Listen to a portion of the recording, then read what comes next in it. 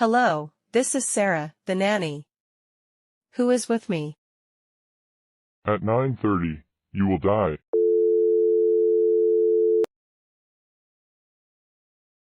Sarah Hudson, the babysitter, heard.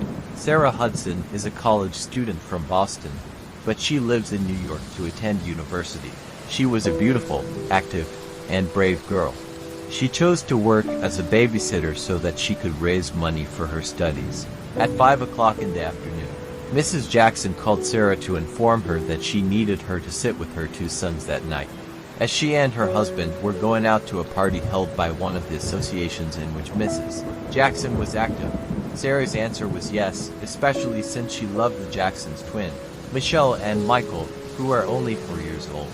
At 7 o'clock in the evening, Sarah went out to the upscale neighborhood, which was a 15-minute walk from her residence. The weather was cold and rainy. Sarah unfurled her umbrella and walked quickly. She arrived at the Jacksons at 7:20 and was received by Mrs. and Mr. Jackson, who informed Sarah that they would be home by 11, and asked her to feed the children and take them to bed to sleep before 9 o'clock. Sarah replied, "Yes, I know very well what I should do. This is not my first time." Mr. Jackson laughed and said to his wife, "Let's go before the rain gets stronger. Don't worry, she is a wonderful girl." Sarah locked the door after the parents left and returned to the living room, where Michelle, that beautiful, wonderful girl, and Michael, that beautiful, intelligent boy, were sitting watching cartoon on TV. Sarah said, "Come on, kids, let's go to the dining room. It's time to eat." After eating, Sarah spent some time playing with them and telling them funny jokes. Joy and laughter filled the place. At 8:45, Sarah took the children to their room to sleep and told them a beautiful story until they fell asleep. Suddenly, the landline rang, and Sarah went down to the ground floor to answer the phone. She heard that same voice repeating the same words. Sarah was confused and afraid for a moment.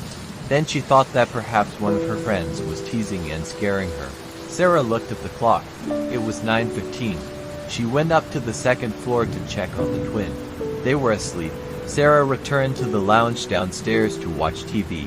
She sat on the sofa and started watching a comedy movie.